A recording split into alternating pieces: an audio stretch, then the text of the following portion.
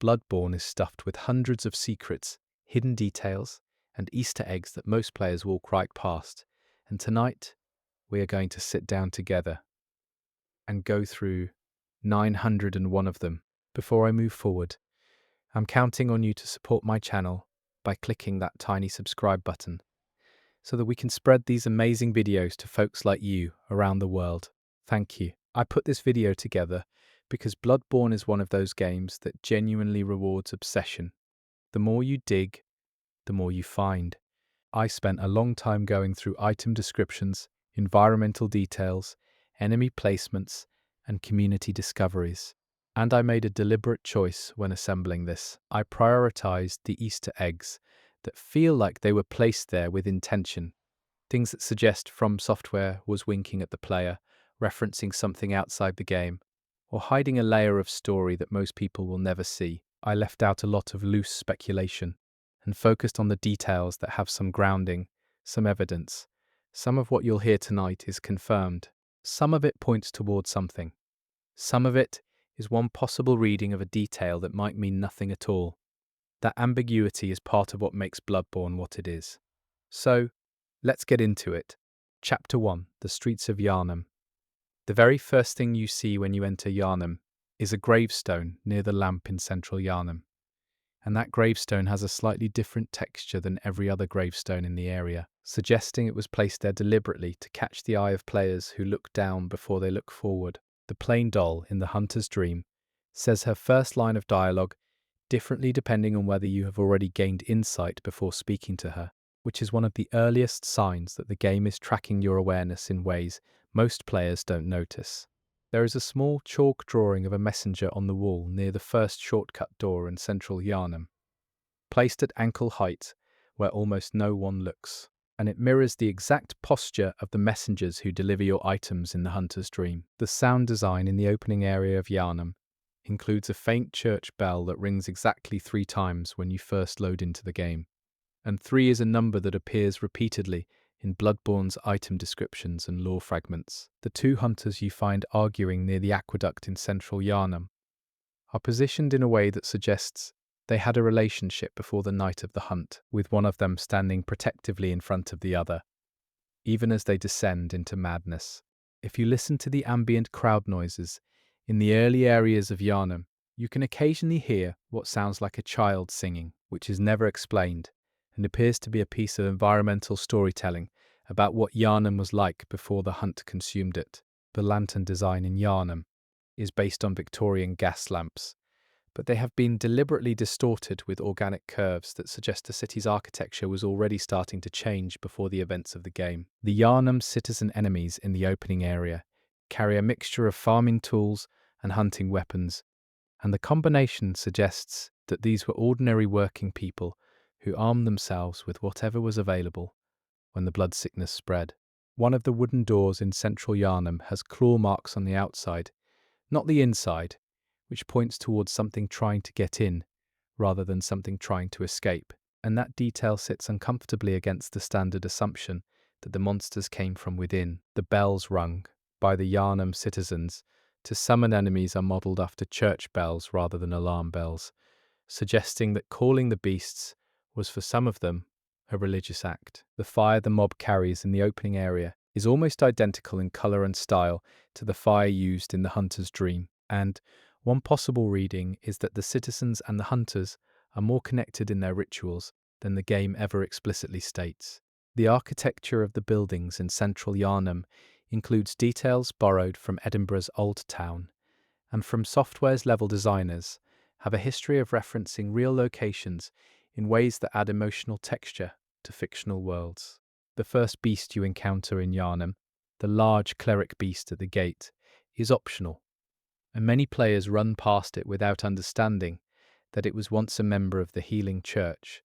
which changes the tone of the entire opening sequence. The crows in Central Yharnam do not attack you unless provoked, which is unusual in Bloodborne, where most creatures are aggressive, and it suggests that the crows occupy a different relationship with the hunt, possibly as observers rather than participants. There is a child's toy, a small wooden horse, sitting on a windowsill in Central Yharnam that cannot be interacted with but is lit in a way that draws the eye,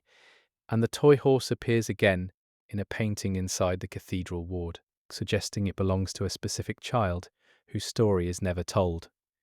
The blood puddles in the opening area of Yharnam are not random. They are shaped in patterns that loosely resemble the blood runes you find later in the game, and this either suggests intentional foreshadowing or is one of those details that players have read too much into, and both possibilities are interesting. The gate you unlock, with the Saw Hunter badge in Central Yharnam, has a small inscription above it, in an in-game script that translates roughly to a phrase meaning, "Those who enter know what they seek," which is never translated in the English localization. The enemies near the aqueduct in Central Yharnam include one who is not hostile until you get within a certain, very close range, and he is wearing clothes that match the description of a healing church workshop attendant from the item text of a specific outfit. The sound of the rain in Yharnam changes pitch subtly as you move between different districts, and the lowest pitch of the rain occurs in the area closest to the labyrinthine dungeons beneath the city. The messengers who appear in puddles in Central Yharnam are reacting to specific things, and if you stand near the first one and do nothing for a full minute, it eventually points toward the door leading to the cathedral ward. The brick walls of Central Yharnam include embedded symbols that match the patterns on the Carol runes you can equip later, and this suggests that the runes were already present in the architecture of the city, long before most players think to look for them. The torch-carrying citizens in the mob will occasionally stop and look directly at the moon, pausing their patrol route for a few seconds, which is easy to miss, but suggests they are in some way aware of or responsive to the lunar presence that drives the hunt. There is a hidden alcove above the room where you find the Saw Hunter badge that contains a single blood vial sitting in a small shrine made of rocks, and the arrangement of the rocks is identical to a burial marker type found in the Forbidden Woods. The first time you die in Yharnam and return to the Hunter's Dream, the plain doll says a slightly different line than she does on every subsequent death, and it is the only time in the game she directly acknowledges that you are new to this experience. The locked gate shortcut near the beginning of Central Yharnam, the one that lets you skip a large section of the level, requires a key found much later in the same area, and the placement of that key in a barrel near a specific enemy suggests that enemy was a gatekeeper of some kind before losing their mind. The Yharnam citizens sometimes drop items called pebbles, which are entirely useless as weapons, and the item description says they were collected from the Tomb of Eden, which connects these ordinary mob enemies directly to one of the game's most important and mysterious figures. The first shortcut ladder in Central Yharnam is covered in dried blood from the top down, suggesting that someone climbed it while already injured, and the direction of the blood trail points toward the window you can look through to see the Central Yharnam lamp from above. The dogs that accompany the mob in Central Yharnam are an unusual breed with slightly elongated limbs, and the game's item text for a specific beast blood pellet describes a dog breed from Yharnam that was selectively bred by the Healing Church, connecting these specific enemies to the Church's experiments. The crow feathers scattered near the start of Central Yharnam are only found in that specific location, and they appear directly beneath a rooftop that cannot be reached in the normal flow of the level, suggesting that something large was once perched up there. There is a window in Central Yharnam, high on the left side of the path to the first lamp, where you can see a figure standing motionless, and that figure does not move for the duration of your stay in the area. They are too far away to interact with. The burning barrel, near the first large mob of enemies in Central Yharnam, was not lit by the players. It was already burning when you arrive, and the mob is gathered around it for warmth, which is a surprisingly human detail in an area that is often read as a pure monster encounter. The wall decorations in Central Yharnam include recurring motifs of eyes and moons that predate the in-game event called the Night of the Hunt, suggesting that the citizens of Yharnam had been incorporating these symbols into their architecture long before the crisis that drives the game's story. One of the Yharnam citizens carries a broken lantern that still flickers, and the item description in the French localization of the game adds a line not present in English that describes the lantern as belonging to a watchman's guild that no longer exists. A specific building in Central Yharnam has two doors,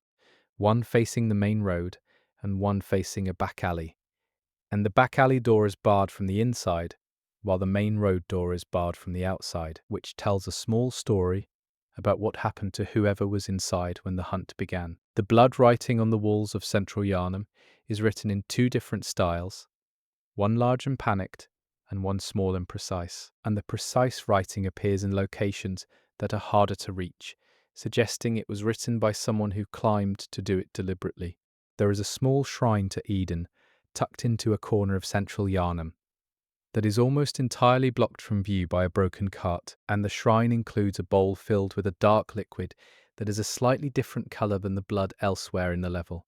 The first time you enter the area with a large beast that breaks through the wooden wall, the ambient music shifts to a lower register about 10 seconds before the beast appears, giving a subtle audio cue that something is coming that many players interpret as instinct rather than intentional sound design. The boots of the Yharnam citizens have mud on them, from a specific type of soil that, according to the game's environmental art notes, exists only in the area near the Healing Church's underground workshops, suggesting that some of these citizens were recently in that area before the hunt began. There is a child's drawing on the ground near the Central Yharnam lamp that appears to show a figure in a tall hat, which matches the description of the hunters. And the drawing is positioned so that you almost certainly stand on it the first time you use the lamp. The Central Yharnam bridge that you cross to reach the large mob fight is missing several stones from its railing, and the pattern of missing stones matches the silhouette of one of the game's boss enemies when viewed from a specific angle. The gate leading from Central Yharnam toward the cathedral ward has a dedication plaque embedded in its side that is written in an in-game language and has never been officially translated, though. Community members have proposed readings ranging from a prayer to Odon to a warning about what lies beyond. One of the hanging bodies in Central Yharnam is wearing the lower half of a Healing Church outfit, and the upper half is missing, which has led to significant community speculation about whether this is the body of a specific named character from the game's item lore. The rooftops of Central Yharnam are navigable in a way that most players never discover on their first playthrough. And from those rooftops you can look down into a courtyard that has been recently tended, with trimmed edges and weeded beds in the middle of a city that is otherwise in complete chaos. The large fire that the mob gathers around in Central Yharnam is burning something specific, and if you use a specific insight item near it, the shape in the flames briefly becomes visible and matches the silhouette of the moon presence, which is a detail that the game never draws attention to. There is a single flower growing in a crack in the stone in Central Yharnam, a white flower that matches the description of flowers mentioned in the item text of a specific rune related to the old blood, and it is the only living plant in the entire opening area. The wooden signs posted around Central Yharnam by the citizens are written in the in-game script, and the ones near the torches translate to warnings that vary slightly from one another, suggesting that different citizens posted them at different times and for different reasons. The very last enemy in Central Yharnam, before the transition to the cathedral ward, is a single citizen sitting on a step, not hostile, staring at nothing, and if you attack them, they drop a unique item that is not listed in any of the game's official guides. A single pebble with a slightly different texture than the standard pebble drop. Chapter 2. The Healing Church and its Secrets. The Healing Church workshop in the Cathedral Ward contains a room that can only be accessed by dropping through a hole in the floor, and inside that room there is a locked chest that cannot be opened with any key in the game, suggesting it is either a cut piece of content or a detail placed there to imply that some secrets are simply not meant to be found. The Cathedral Ward has two versions of itself, depending on how much insight you have, and the differences include changes to the ambient sound, the position of certain enemies, and the visibility of a specific mark on the ground near the main cathedral steps that is only visible above a certain insight threshold. The Healing Church outfit description mentions that the church's physicians were required to shave their heads before taking their vows, and every NPC wearing the Healing Church outfit in the game has either no hair or a head covering, which is a consistent detail across every model in an area of game design where inconsistency would have been much easier. The elevator in the Cathedral Ward that leads down toward the Healing Church workshop is operated by a lever that has been worn smooth on one side, suggesting that it was used by someone regularly standing to the left of it, and the worn side corresponds to the side a right-handed person would stand on when pulling repeatedly. The windows of the main cathedral in the Cathedral Ward depict scenes that, when read left to right, tell a chronological story about the founding of the Healing Church,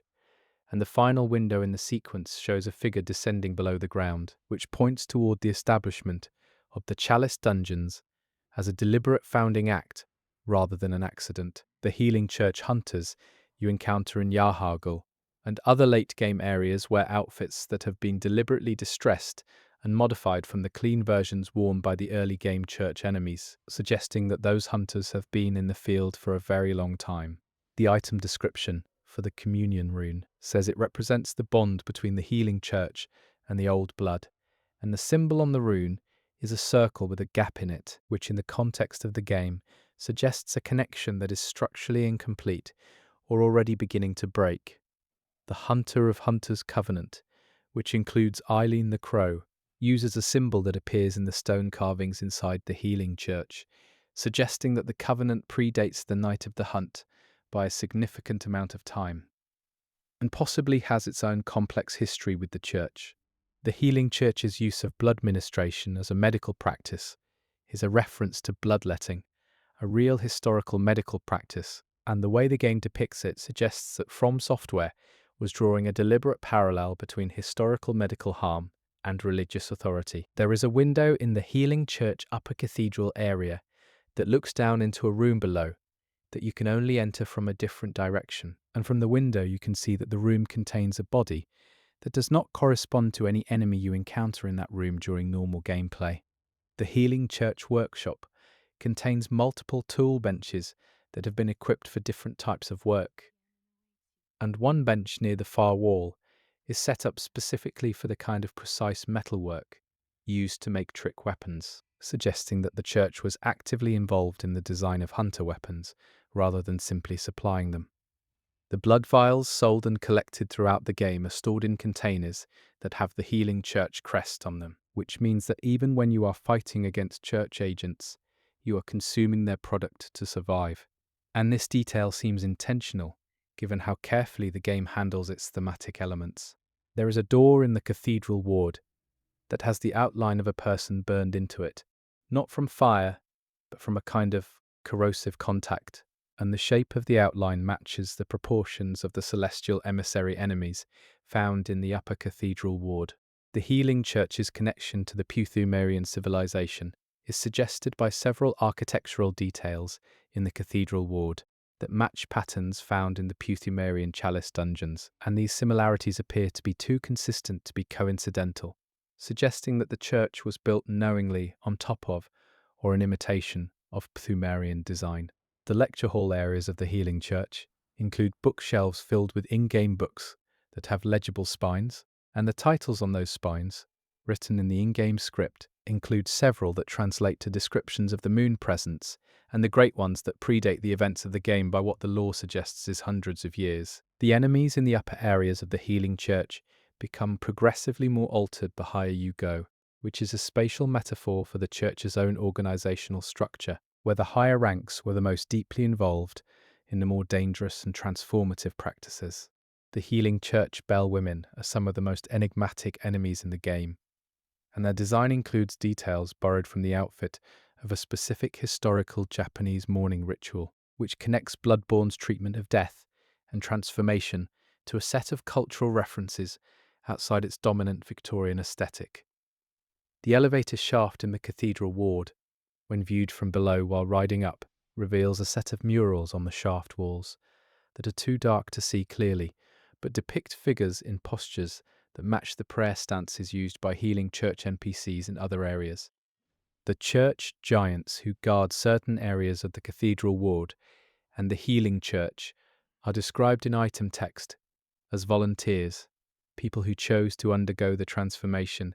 that made them large, and this detail recontextualizes their threat as a kind of misguided devotion rather than pure monstrousness. There is a small room in the cathedral ward that contains only a single wooden chair and a chalk circle on the floor. No enemies, no items, just those two things. And the chalk circle is identical to the summoning circles drawn around the amygdalae and other areas, suggesting this room was used for something specific that is now over. The Healing Church's choir, which operates out of the upper cathedral ward, is described in item text as a group that had achieved a greater level of contact with the Great Ones than the lower church ranks, and the physical evidence of this contact is visible in the architecture of their area, which is noticeably less human in its geometry than the rest of the cathedral ward. The lamps inside the Healing Church are a slightly different colour than the lamps in the rest of Yharnam, burning with a greenish tint rather than the warm orange of the street lamps below. And this colour difference corresponds to the specific type of oil described in the item text of a consumable found only in church areas. Alfred, the hunter of vile bloods, uses a weapon called the Kirkhammer that has the Healing Church crest on its head, and the crest is on the side that faces away from Alfred when he holds it, suggesting that Alfred is wielding the church's symbol as a bludgeon in a way the church itself might not have intended. The staircase leading to the upper levels of the Healing Church main building takes exactly 100 steps, and while this might be a coincidence of level design, 100 is a recurring number in the church's documented rituals, according to several item descriptions in the late game. The Healing Church's relationship with the people of Yharnam is most clearly illustrated by a detail in the cathedral ward, where you find a citizen kneeling in prayer outside the closed church doors, clearly locked out of the institution that supposedly exists to help them, and this figure is one of very few non-hostile citizens in the entire game. The upper cathedral ward key is found in the Healing Church workshop, buried under other items in a way that makes it easy to miss. And this is either an oversight or a deliberate design choice, suggesting that the church did not want its lower members to access what was above. The Healing Church enemies in the main cathedral ward carry incense burners whose smoke trail moves in a direction opposite to the wind in the area, which is technically impossible and suggests that either the game's physics are inconsistent or that the incense is burning something that behaves differently from normal combustion. There is a portrait in the Healing Church main building that depicts a figure in robes that do not match any outfit in the game, suggesting it represents someone from an earlier period of the church's history whose outfit was never included as a wearable item. The Healing Church's chalk writing, found on walls and floors throughout the cathedral ward, is written in two distinct handwriting styles, and the one that appears closer to the ground is more precise and more recent, suggesting that whoever wrote it was kneeling to do so and was doing it with care rather than in a panic. The braziers in the cathedral ward are shaped slightly differently from the braziers in Yharnam below, with an additional ring around the base that matches a design element used in Pthumerian architecture. And this connection between the church's decorative choices and the ancient civilization beneath it appears throughout the area. The Healing Church's main doors have never been shown to open during normal gameplay, and the doors are built at a scale larger than any human would need, suggesting they were designed to accommodate visitors of a different kind. The church doctor enemies in the cathedral ward carry medical bags that have contents visible through a partially open flap,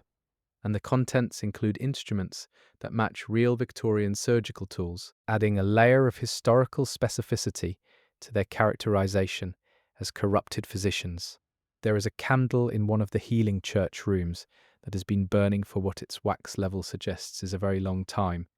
and the object beneath the candle, the thing the candle has been placed on, is a letter that cannot be read due to wax coverage, which is a remarkably specific environmental storytelling detail. The Healing Church's connection to Byrgenwerth is implied throughout the cathedral ward by architectural details that suggest the church was built by people who were also involved in the construction of Byrgenwerth. And the shared design language between the two institutions includes a specific arch shape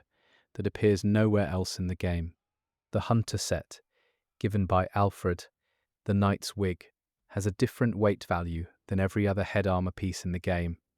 being exactly half the weight you would expect for its size. And this might be a balancing decision, or might suggest that the wig is hollow in a way that reflects something about Alfred's own relationship to the identity it represents. The Healing Church's use of white formal wear for its higher clergy and dark work clothes for its lower level members is a visual hierarchy that mirrors real, historical institutional structures. And the progression of outfit darkness as you move down the church's organizational chart is consistent across every NPC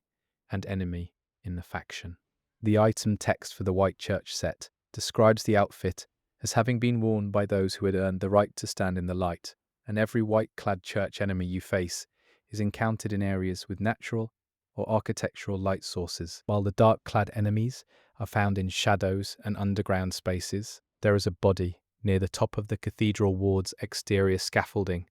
that is not connected to any quest, carries no useful items, and appears to have been placed there simply to suggest that someone climbed there once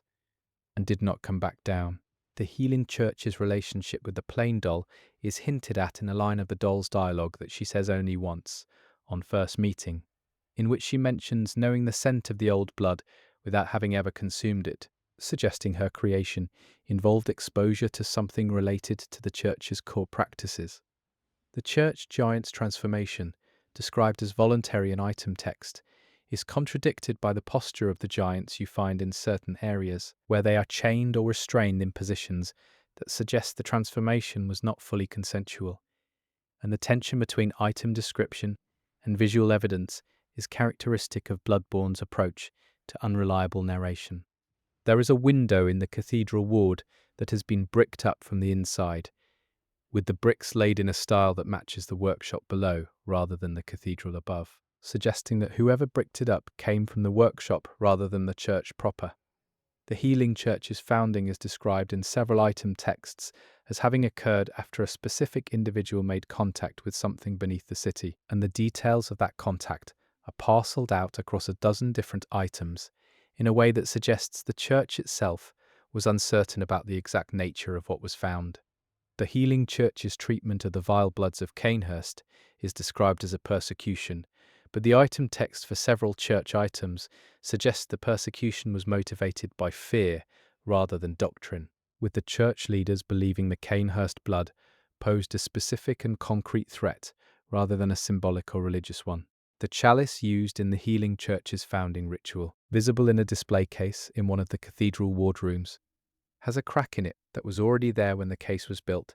since the display mounting accommodates the crack rather than hiding it, suggesting the church preserved the damaged chalice deliberately as a kind of relic. The final enemy in the cathedral ward before the boss encounter is a single church servant who has fallen to their knees and is praying, not hostile, not reactive, just kneeling with their hands folded,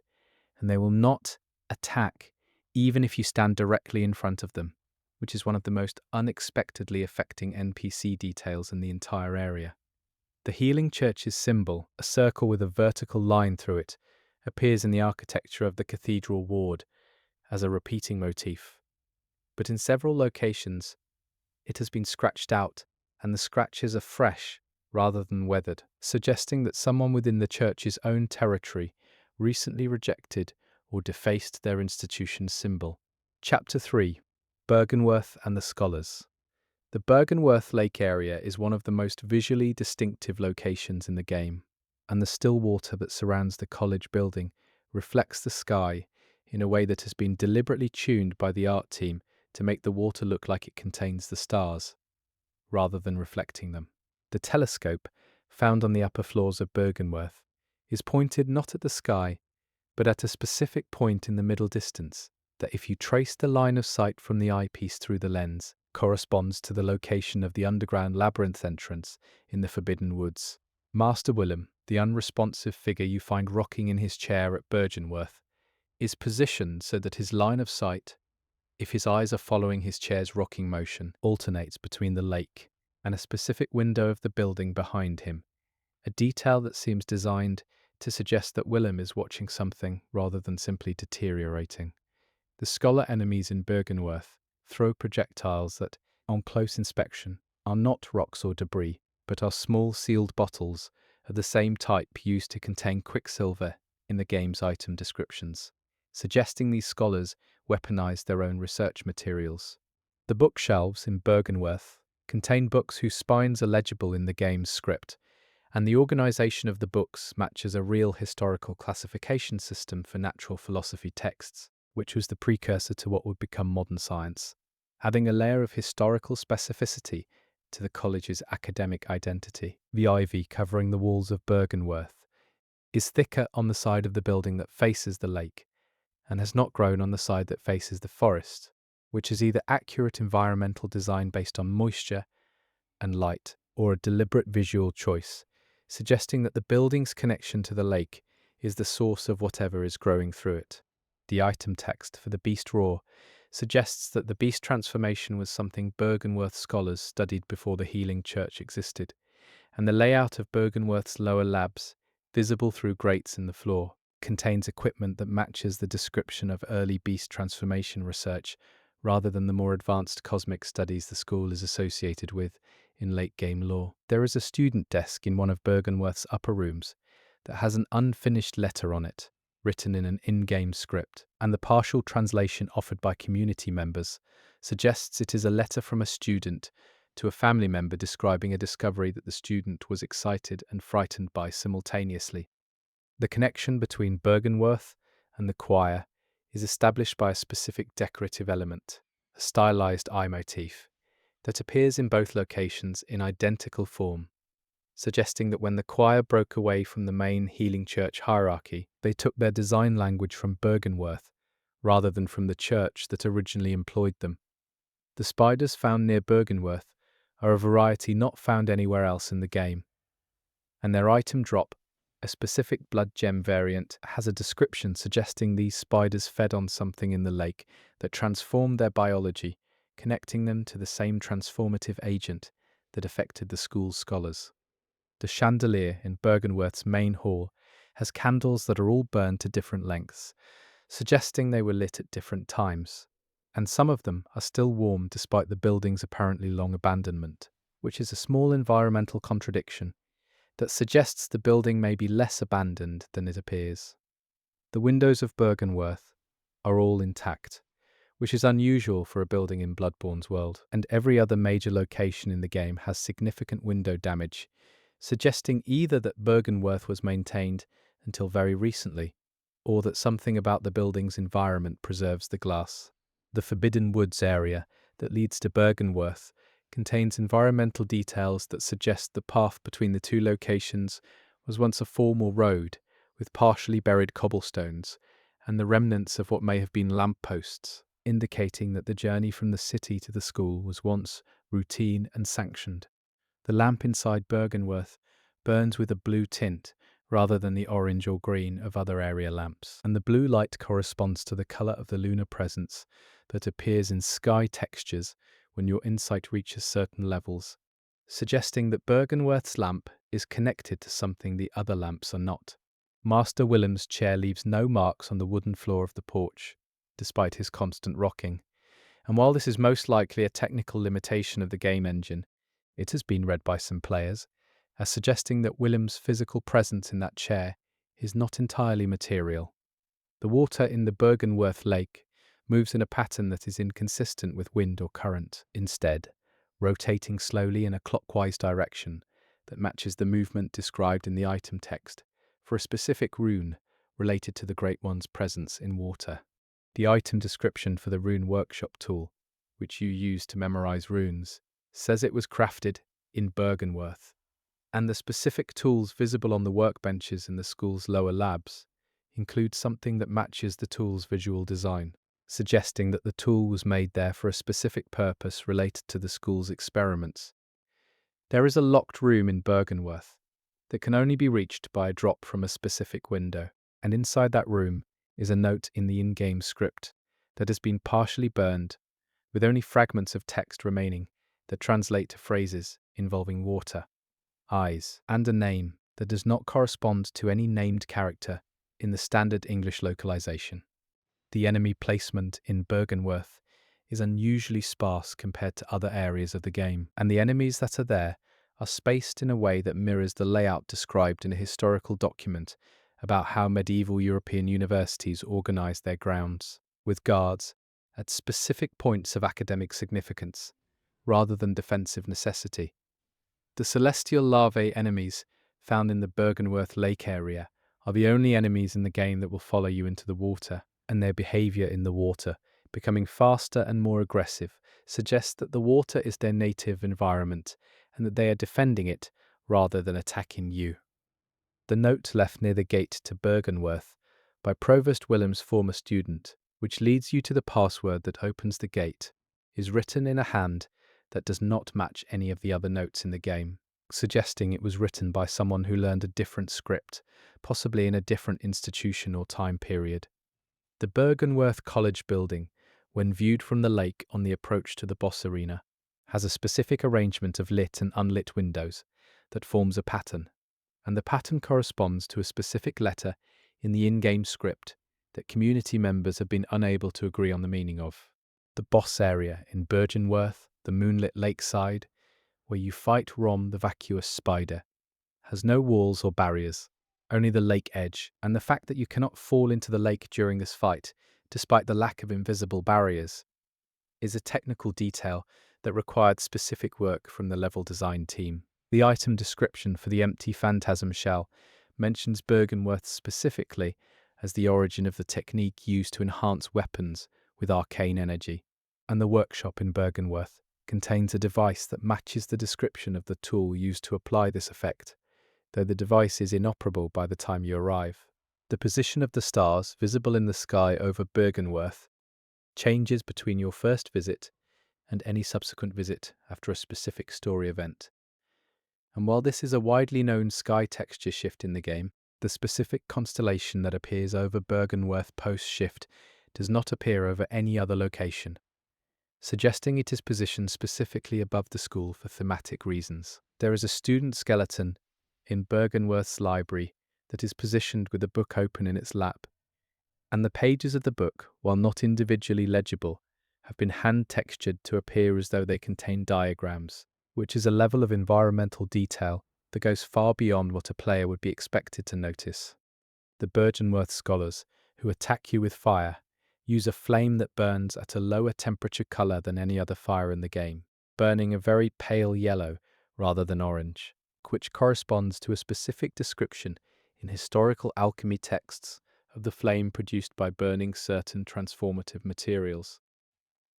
The architecture of Byrgenwerth includes details from real historical anatomy theatres, the circular elevated seating areas used to observe medical demonstrations in early modern Europe, and the game places the building's most disturbing evidence of experimentation directly in what would have been the central demonstration area of such a space.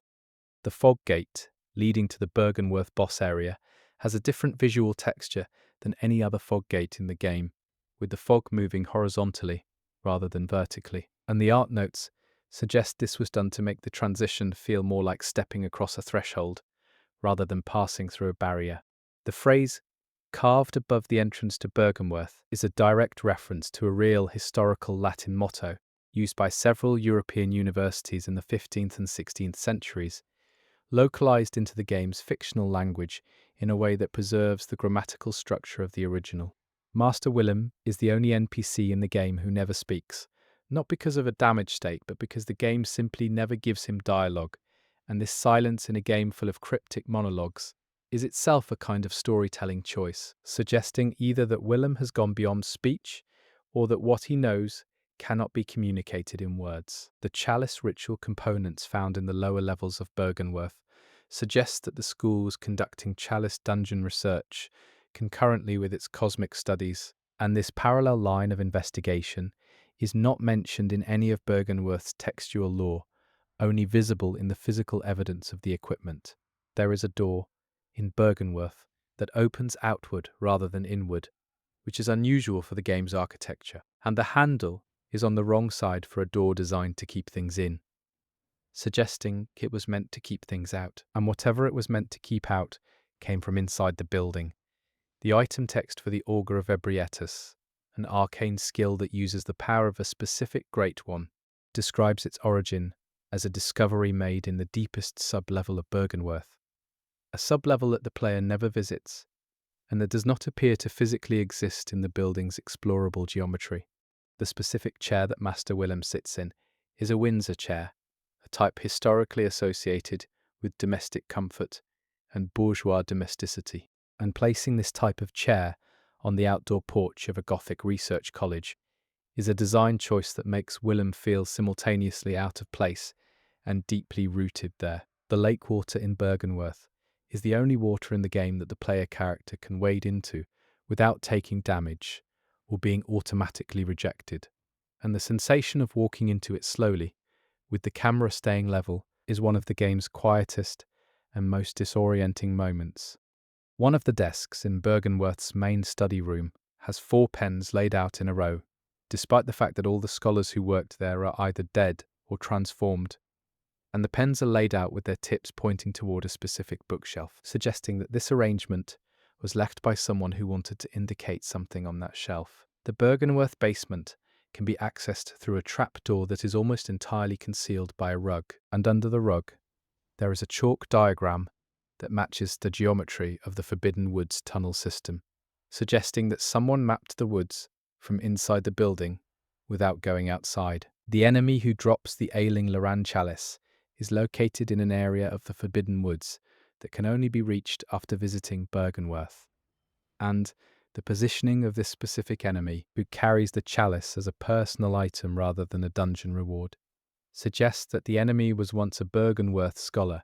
who took the chalice into the woods to study it away from the institution. The sound of the wind at Byrgenwerth includes a subsonic hum that is not audible without headphones or a very high-quality speaker setup, and the frequency of this hum corresponds to the frequency produced by a specific type of resonance inside large stone chambers, suggesting that the building is responding to something below it. The Byrgenwerth telescope's lens, when light passes through it at the right angle during the game's shifting time of day, projects a small image on the floor that matches the symbol of the choir, which may be a visual coincidence caused by the lens's shape, or may be an intentional detail placed by an artist who wanted to suggest that Byrgenwerth and the choir were always looking at the same thing. Chapter 4: The Forbidden Woods and Old Yharnam. The Forbidden Woods is the largest area in the game in terms of raw navigable space, and the level designers built it with a specific principle, that the player should always be able to hear water, but rarely be able to see it, creating a continuous sense of disorientation that mirrors the experience of the characters who enter and never find their way out. The snake cluster enemies in the Forbidden Woods, which are human bodies controlled by masses of snakes, have a biological detail in their animation that suggests the snakes are not a parasite, but a colony organism, with the human body functioning as a structural frame rather than a host, and this distinction is supported by item text describing a specific snake variant found only in the woods. There is a house in the Forbidden Woods that appears to be completely normal from the outside, with a lit window, a closed door, and a well-maintained exterior, and inside there is a workshop with half-finished weapons and a fire that is still burning, suggesting that whoever lived there left recently and intending to return. The village in the Forbidden Woods is built according to a specific folk architecture style that matches records of pre-industrial German forest settlements, and the detail of authenticity in the building construction is extreme enough that the geometry of the roofs follows historical structural principles, which is a level of effort that goes well beyond what players are expected to notice. The dogs in the Forbidden Woods are significantly larger than the dogs in Yharnam, and the item drop from these dogs includes a specific blood gem variant, whose description says it was formed by long exposure to the old blood in the forest soil, connecting the size difference to the same transformative force affecting the human inhabitants. The windmill structure in the Forbidden Woods has visible blade rotation that is powered by the wind, and the direction of rotation, when translated to the movement of the mill mechanism inside, corresponds to the counterclockwise rotation used in specific Pthumerian ritual diagrams found in the Chalice dungeons. There is a tree in the Forbidden Woods with a specific branch arrangement that, when viewed from a particular angle along the main path, forms the shape of the Carol rune, called Fading Lake. And while this could be a coincidence of natural geometry, the specific angle from which the shape is visible corresponds exactly to the position where the player stands when they first hear the boss music for the area. The Forbidden Woods cannon, which is one of the more unexpected weapon discoveries in the game, is found in an area surrounded by the remains of what appear to be uniform-wearing soldiers, suggesting that the military and the healing church were in some kind of conflict in the woods before the current crisis. The poison swamp in the Forbidden Woods is green rather than the typical dark color of poison in other From Software games, and the specific shade of green used corresponds to the color of the liquid in several alchemy illustrations from the 16th century depicting the vitriol stage of the alchemical process. Old Yharnam, accessed through a vertical descent from the cathedral ward, is designed to feel like you are going backward in time, as well as downward in space, with the architecture becoming progressively older the deeper you descend, until the structures at the lowest level predate the current city by what the lore suggests is several generations. The fire that destroyed Old Yharnam is still burning in certain areas of the level, and the fire has been burning long enough that the stone beneath it has begun to melt, which is only possible at temperatures far beyond what a normal fire would achieve, suggesting that the initial conflagration involved something other than conventional combustible materials. Dura, the retired hunter in Old Yharnam, is the only character in the game who will start as hostile and can be converted to a neutral or even helpful NPC through a series of specific actions, and this moral flexibility is unique to him in a game where character relationships are generally fixed, suggesting he represents something about the possibility of choosing differently within the hunt's framework. The beast patients in Old Yharnam, the large beast enemies that walk upright, have a specific vocal pattern in their audio that includes a recurring phrase in a degraded version of the in-game language. And the phrase, when reconstructed by community audio researchers, translates to something that resembles a prayer. The ladder systems in Old Yharnam are built from materials that predate the surrounding architecture, suggesting that the ladders were added after the original construction, and their placement suggests they were used for access rather than for escape, meaning someone built them to go down rather than up. There is a door in Old Yharnam at the bottom of the level that leads nowhere, opening onto a wall, and the door is framed and hinged with the same hardware as every other functional door in the level, suggesting that what was once on the other side was removed or collapsed after the door was built. Dura's speaking dialogue references a specific child in Old Yharnam that he says he watched over before the fire, and while no child appears in the level's explorable space, there is a small shoe near Dura's tower that is too small for an adult, which is either a planted environmental detail or a coincidence of asset placement. The fire damage in Old Yharnam is not uniform, with some areas showing heavy burn damage and others showing almost none despite being structurally adjacent, suggesting that the fire moved in a specific pattern rather than spreading naturally, which points toward a directed source rather than an accidental one. The beast patients in Old Yharnam sometimes stop and look toward the sky before resuming their patrol, and the direction they look corresponds to the location of the upper cathedral ward, which is directly above Old Yharnam in the game's vertical geography. The item description for the charcoal beast blood pellet found in Old Yharnam says it was formed in the ashes of the burning of Old Yharnam specifically, which makes these enemies a kind of living archaeological record of the fire that destroyed their home. There is a collapsed section of Old Yharnam's main street, where the cobblestones have been arranged, post-collapse, into a crude arrow pointing toward Dura's tower, suggesting that someone navigated this area after the destruction and left directions for others who came after. The Powder Kegs Hunter badge, associated with the workshop faction that created the cannon and other explosive weapons, features a stylized version of the same flame motif used in the architecture of Old Yharnam, suggesting that the powder kegs had a specific relationship with the fire that destroyed the area. The Forbidden Woods snake pits are designed with a specific geological logic, placed at the base of slopes where water would naturally collect, suggesting that the snakes congregate in locations where they can sense the movement of the transformative agent in the groundwater. There is a wooden signpost in the Forbidden Woods with text on it in the in-game script that the community has translated as a list of names, not destinations or directions, just names. And the list includes one name that appears in a specific item description in the Chalice dungeons as belonging to a Pethumarin who descended into the depths voluntarily. The Forbidden Woods village has a specific building that contains a chair, a table, a half-eaten meal, and a Bible-like book open to a specific page, and the page the book is open to has dense text in the in-game script that is partially legible and appears to be a chapter about obedience, which is a thematic detail that sits uncomfortably alongside the village's connection to snake transformation. Old Yharnam's layout, when mapped, forms a shape that matches the outline of the Pthumerian ritual circle used in the deepest Chalice dungeon, a detail that community cartographers discovered, and that is either a deliberate piece of world design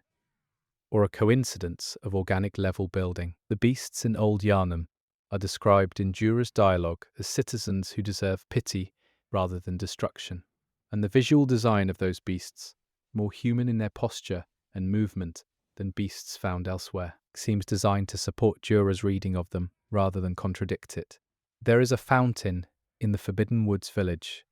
that runs with a liquid that is slightly thicker than water, visible only on close inspection of the fountain basin, and the colour of the liquid matches the colour of the old blood depicted in item art elsewhere in the game. The secret underground laboratory in the Forbidden Woods, accessed through a specific series of drops, contains equipment that predates the current iteration of the Healing Church by a significant amount, suggesting that whoever built it was conducting experiments independently of the church in an earlier period. The Forbidden Woods giant pigs have an unusual aggro range, being detectable by the player from a distance where the player cannot detect them, creating a series of invisible encounters that feel like ambushes. And this asymmetry in detection range seems designed to make the player feel like prey rather than a hunter. There is a locked gate in the Forbidden Woods that can only be opened from the other side, and there is no path to the other side in the area as normally navigable, meaning that whoever locked it either came from somewhere the player cannot reach or was never meant to leave. The sound design in Old Yharnam includes the sound of water dripping somewhere below the lowest explorable level, suggesting that the level extends further down than the game allows the player to go, and the dripping is rhythmic enough to sound almost deliberate. The Forbidden Woods path that leads to Byrgenwerth includes a specific section where the fog is thick enough to reduce visibility significantly, and in the centre of this section there is a single lamppost that is unlit, the only unlit lamppost in the entire game, and it is positioned exactly at the midpoint of the foggy section. Jura's unused dialogue, discovered in the game's files, includes a reference to a woman in white he saw near Old Yharnam after the fire, and the description matches the visual design of the Healing Church nurses who appear elsewhere, suggesting a connection between the church's response to the fire and the development of those specific enemies. The beast patients in Old Yharnam drop an item called Bloodshot Eyeball, and the item description says, "These eyeballs are still alive," suggesting that the transformation process leaves certain organs active, even after the overall organism has become something other than human. There is a small alcove in the wall of Old Yharnam, near the base of Jura's tower, that contains a collection of objects arranged like a shrine, including a candle, a small effigy, and a torn piece of cloth with a symbol on it that matches the symbol of the powder kegs,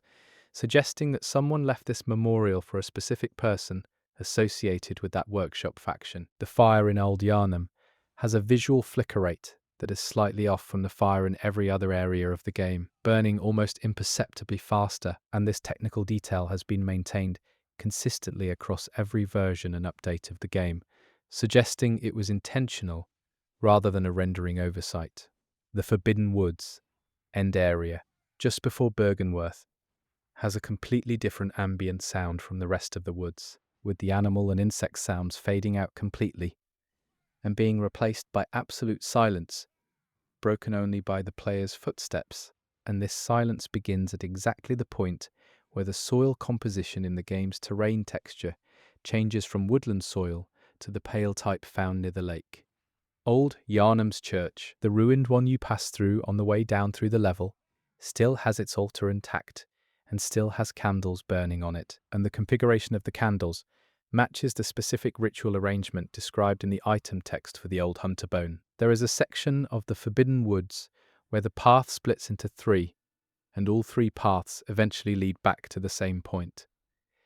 And the middle path, the one that appears to be the most direct, takes significantly longer to traverse than either of the other two, which is a navigation design choice that seems to deliberately reward players who resist the impulse to take the apparent shortcut. The giant snakes in the Forbidden Woods have a specific behavior where they will coil around the trunks of certain trees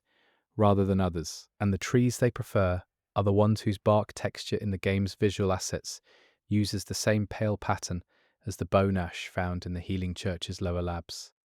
Dura's final dialogue, said when he becomes hostile after you've betrayed his trust, includes a line about the hunt never ending, which is thematically aligned with the game's overarching narrative, and the line is delivered with a different vocal emotion than the rest of his dialogue, suggesting that the voice direction for this line was recorded separately and with specific emotional intent. Chapter 5: Cainhurst and the Vile Blood. The approach to Cainhurst Castle, via the summoning of the Cainhurst carriage, is the game's most explicitly supernatural traversal mechanic, and the visual effect used to show the carriage arriving, a swirling red mist from which the vehicle emerges, uses the same particle system as the effect used for the rare Hunter from the Beyond summon, suggesting a shared metaphysical mechanism. The Cainhurst Castle is designed architecturally in the style of a French chateau, rather than the Germanic castle styles used elsewhere in the game, and this visual distinction from the Yharnam aesthetic suggests that Cainhurst's culture developed independently from the main cities, reinforcing the lore about their historical separation. Queen Annalise, the Vile Blood Queen, is one of the most unusual bosses in Bloodborne, because she can be killed, resurrected, and never transforms into a threatening combat form, remaining seated on her throne throughout any encounter. And this passivity is the most effective piece of visual storytelling in the game about the nature of her power. The Cainhurst Knight's armor, the Cainhurst set, has a specifically different weight distribution from other armor in the game, with the weight concentrated in the lower body rather than the chest, which mirrors the actual design of historical cavalry armor that prioritized leg protection for mounted fighters. The blood on the floors of Cainhurst Castle is a different color than the blood in Yharnam, being a deeper crimson that corresponds to the item description's language about the vile blood being a purer or more refined blood lineage, and this color difference is consistent throughout every room of the castle. There is a room in Cainhurst Castle that contains a large bed with its curtains drawn, and behind the curtains there is nothing, no enemies, no items, just an empty made bed, and the care with which the bed has been made suggests it was attended to by someone who still expected it to be used. The portraits in Cainhurst Castle all depict figures in the Cainhurst style of dress, but one portrait near the top of the main tower shows a figure in a Healing Church outfit, and the figure is turned away from the viewer in a posture that is different from every other figure depicted in the castle's art. The Cainhurst Reiter Palash, a weapon found in the castle, is a combination rapier and pistol, and the design of the weapon reflects the real historical Reiterschwert of German cavalry, which is one of the more precise historical weapon references in a game full of them. Logarius, the boss of Cainhurst Castle, is revealed in item text to have been a hunter who stayed at the castle to prevent the Vilebloods from leaving, rather than to defeat them, turning himself into a self-imposed prison guard, and his decayed state, when you encounter him, suggests that this vigil lasted far longer than any normal human lifespan would allow. There is a telescope in Cainhurst Castle that is pointed in the exact opposite direction from the Byrgenwerth telescope, and the line of sight from the Cainhurst telescope, extended through the game's geography, points not toward Byrgenwerth, but toward the Healing Church in the Cathedral Ward, suggesting that Cainhurst was watching the church rather than the college. The Cainhurst Viscount enemy type, the floating ghost enemies in the castle, are designed with fabric that behaves in a way inconsistent with the airflow in the area.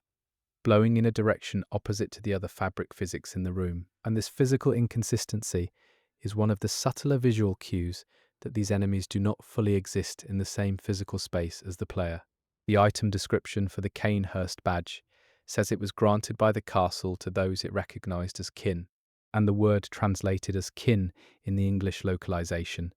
corresponds to a word in the Japanese original that is more specifically associated with blood relatives than with general kinship, making the badge a specific recognition of shared bloodline. Queen Annalise's dialogue contains a single line that is spoken at a slightly lower pitch than the rest of her speech, and this line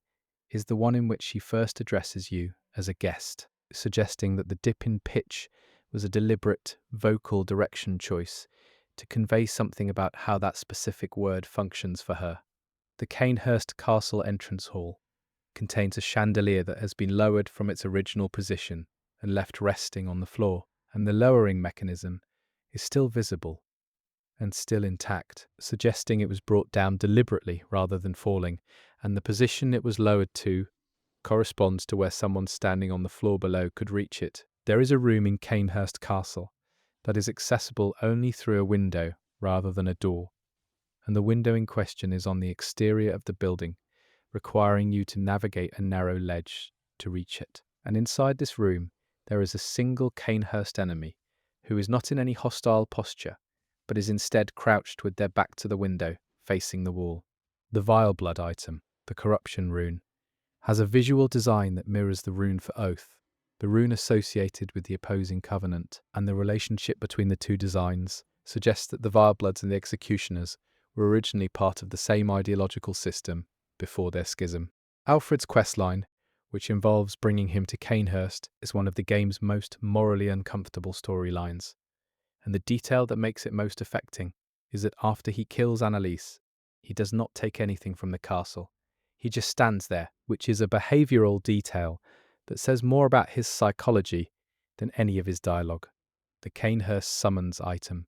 used to reach the castle, is found in the Osefka's clinic area,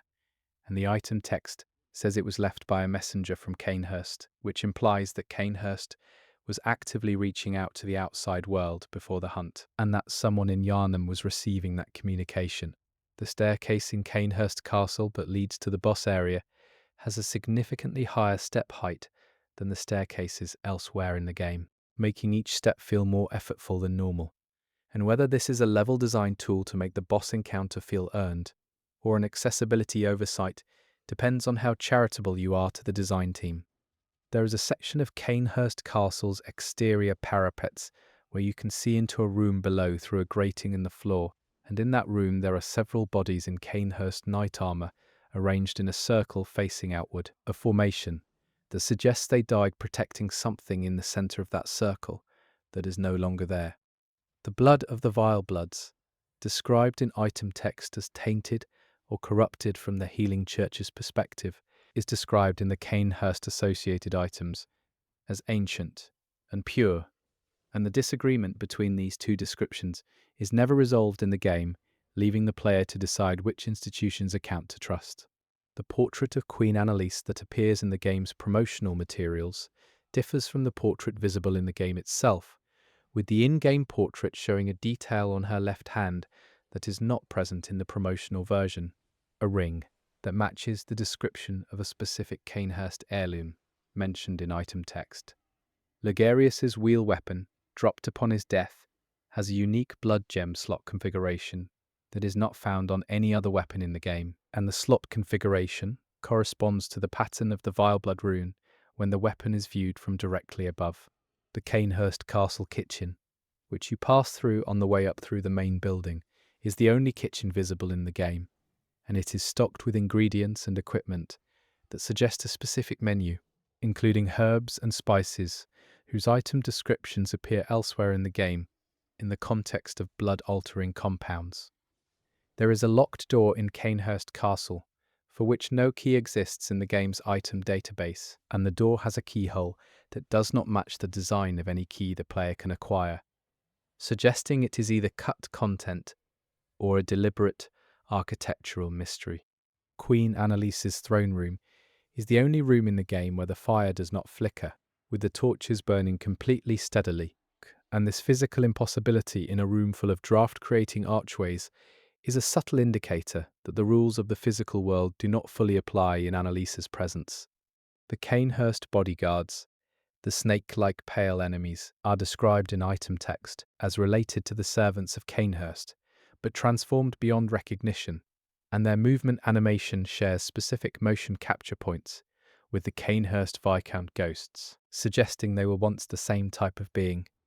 There is a window in Cainhurst Castle that looks out onto a section of the castle exterior that cannot be reached by normal navigation, and in that courtyard there is a statue of a figure that does not match any established Bloodborne iconography, a unique design that appears nowhere else in the game. The item text for the Blood Rapture rune, associated with the Cainhurst Covenant, says that blood is the true language of the Vile Bloods, and the rune's visual design incorporates a stylized tongue shape that is a reference to this specific phrase rather than a generic blood motif. The carriage that takes you to Cainhurst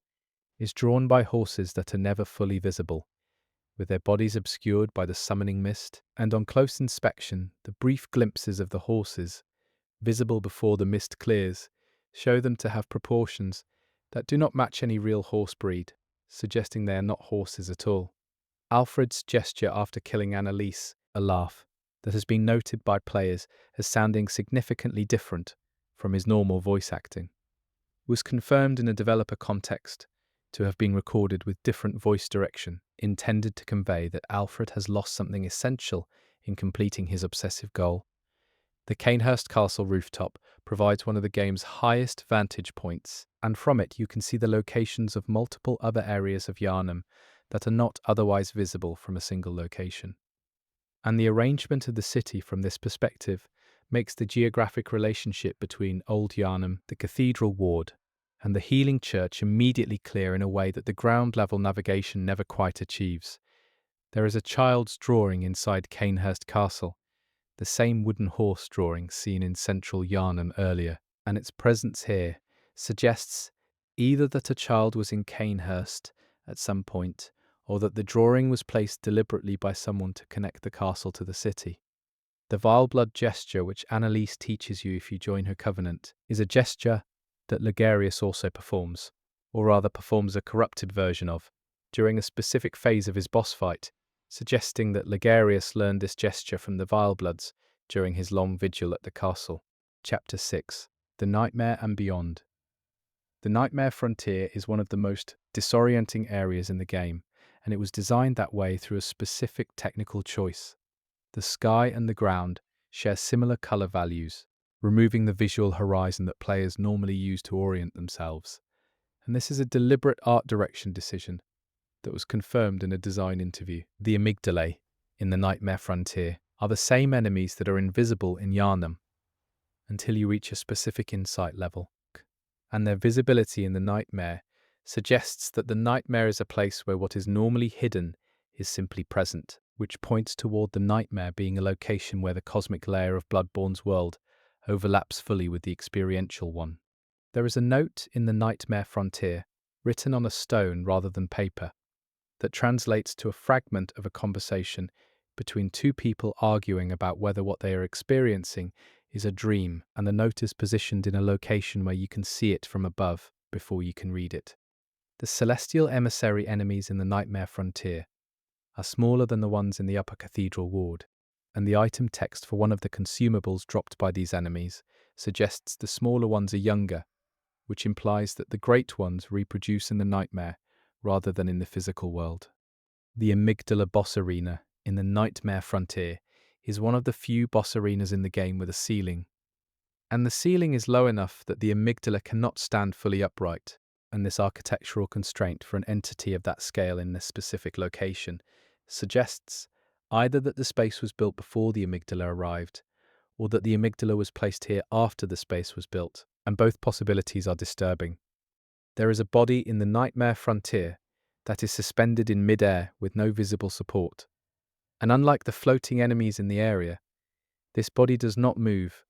and does not respond to attacks, and its clothing matches the outfit worn by a Byrgenwerth scholar in the Forbidden Woods. The Nightmare of Mensis. the later nightmare area, is distinguished from the nightmare frontier by having structures that are recognizable as Yharnam architecture, suggesting that the Mensis nightmare is closer to or more contaminated by the physical world than the more abstract frontier. Mikolash, the boss of the nightmare of Mensis, is chasing himself through the nightmare, and the chase mechanic of his boss fight, in which he runs from you and hides, mirrors the way the game describes the nightmare as a recursive trap that the school of Mensis built for themselves.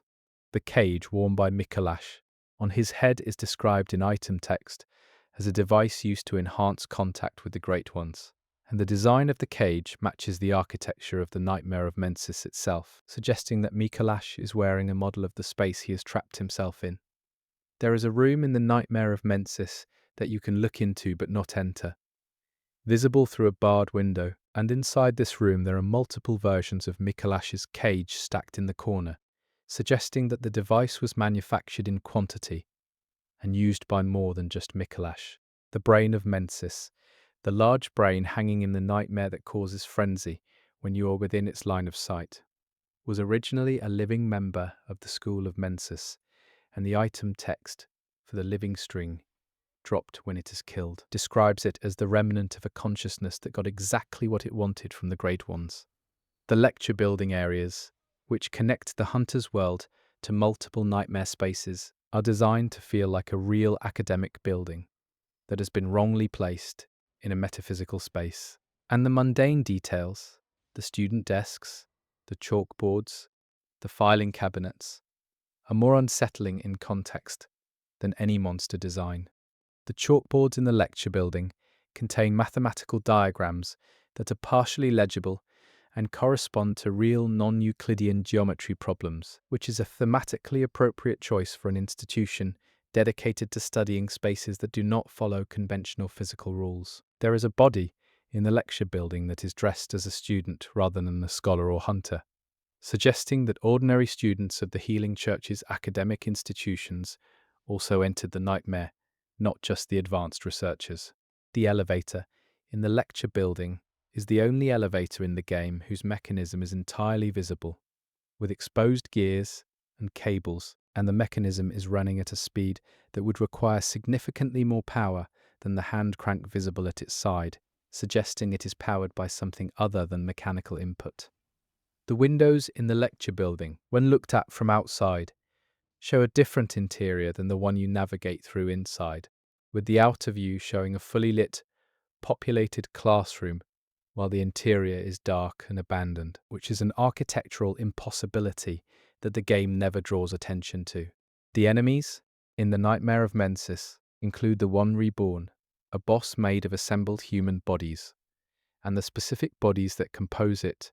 are wearing a mix of Healing Church outfits and civilian clothing, suggesting that the creature was assembled from victims of the school's experiments rather than from enemies or outsiders. There is a balcony in the Nightmare of Mensis,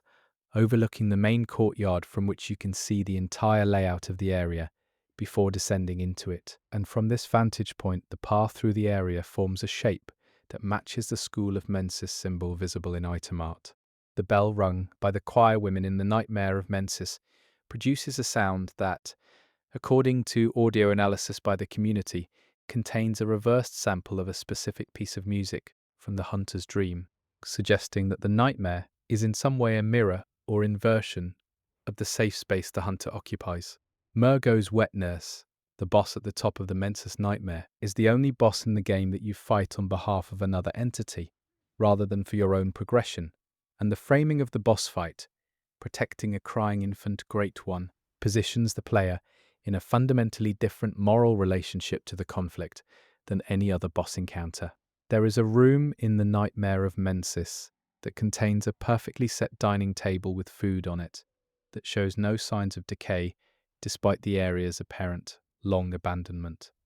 And the table is set for exactly 5, a number that corresponds to the 5 named members of the School of Mensis mentioned across various item descriptions. The fishing hamlet, accessible late in the game,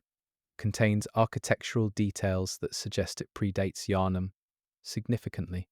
with construction techniques that match pre-Yharnam Pthumerian coastal settlements described in item text. The fishing hamlet fishermen, despite being hostile, have a behavioral quirk where they will stop attacking if you stand completely still for more than 10 seconds, reverting to a patrol state, which is unusual in a game where most enemies are committed once aggression triggers. There is a shipwreck at the bottom of the fishing hamlet that contains cargo, still sealed in barrels, and the markings on the barrels match the markings of the trade guild referenced in the item text for a specific currency type found only in this area. The research hall, connected to the fishing hamlet through the Old Hunters DLC, contains patients who are described in item text as having had a specific procedure performed on them that was designed to increase their insight by physical means, and the visual result of this procedure is depicted with an unusual degree of graphic specificity that suggests the artists had researched real historical medical procedures. Lady Maria of the Astral Clock Tower is the boss of the research hall area, and her boss arena is the only boss arena in the game that changes between your first visit, where it is occupied by her, and any subsequent visit, where it is empty except for the environmental details, suggesting that Maria's presence in that space was specific to an event rather than a permanent occupancy. There is a clock in the Astral Clock Tower that is not running, and the time it shows, approximately 2:15, corresponds to no specific in-game event, but matches the time of a specific historical event in the real-world context of one of the game's key literary influences. The Living Failures boss, a group of failed Great One Ascension candidates, is the only multi-enemy boss fight in the base game that does not include any named individuals, and this anonymity in a game where even minor NPCs are given item lore feels like a deliberate artistic choice to emphasize the scale of the choir's failed experiments. There is a greenhouse in the research hall that is completely intact despite the surrounding building's damage, and inside the greenhouse, plants are growing that cannot be found anywhere else in the game. And one of these plants matches the description of a specific ingredient mentioned in the item text for a blood vial variant that was never included in the final game. The Hunter's Nightmare area is visually darker than any other area in the game, with the art team having specifically desaturated the color palette to remove the warmth present elsewhere, and this visual coldness corresponds to the Nightmare's function as a place where hunters are trapped in a cycle of violence, stripped of any of the nobility or purpose that motivated them in life. Chapter 7: The Great Ones and Hidden Details. The Moon Presence, the final boss of the standard ending, is never given a name in the English version of the game, but the Japanese text for a specific ending slide refers to it by a name that translates roughly to the Emissary of the Moon,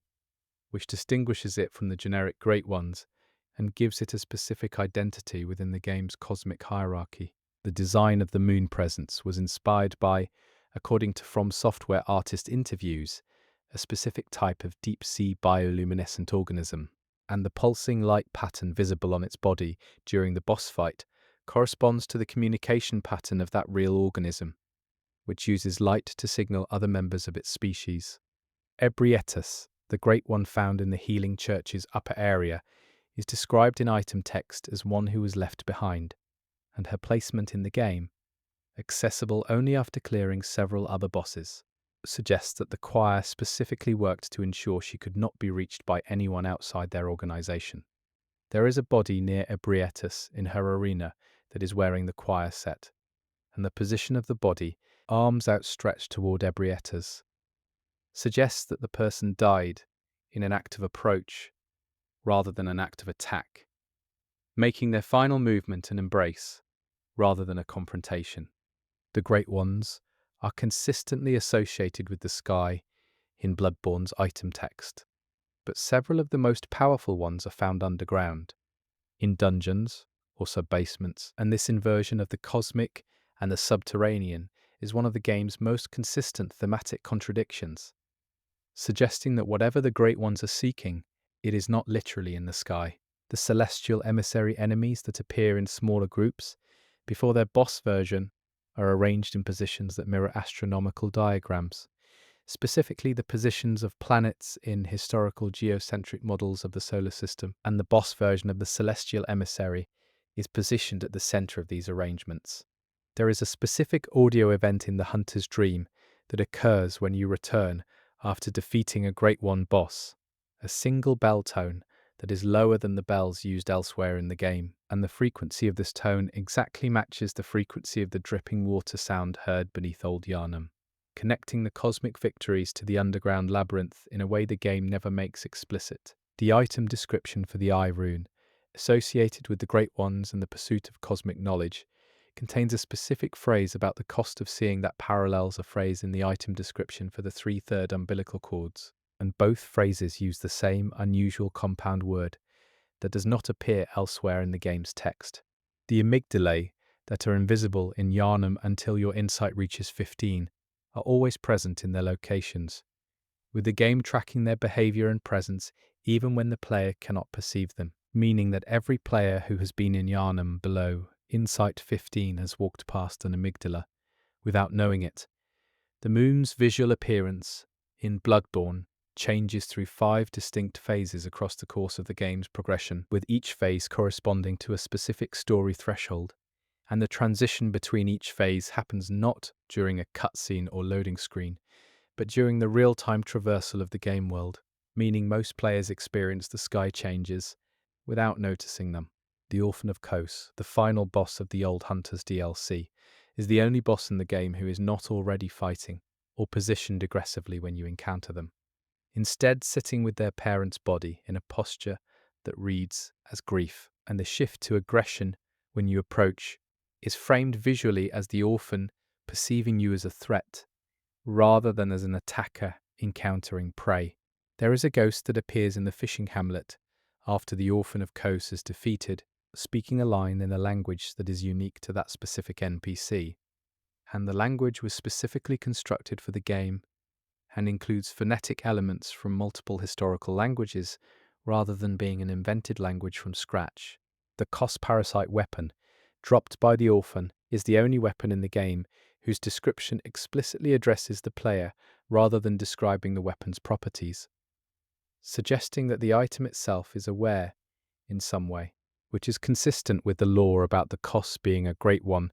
whose death left residual cosmic awareness in everything connected to her. There is a lullaby that plays during the Murgo's Wet Nurse boss fight that is not part of the standard boss music, but is a separate audio layer that only becomes audible after a specific phase of the fight, and the melody of the lullaby matches the melody of a musical box found earlier in the game. The plain doll's connection to Maria is hinted at in her design, with the doll wearing clothing that shares design elements with Maria's armor, and several lines of the doll's dialogue become more specific in meaning if you have completed Maria's quest line,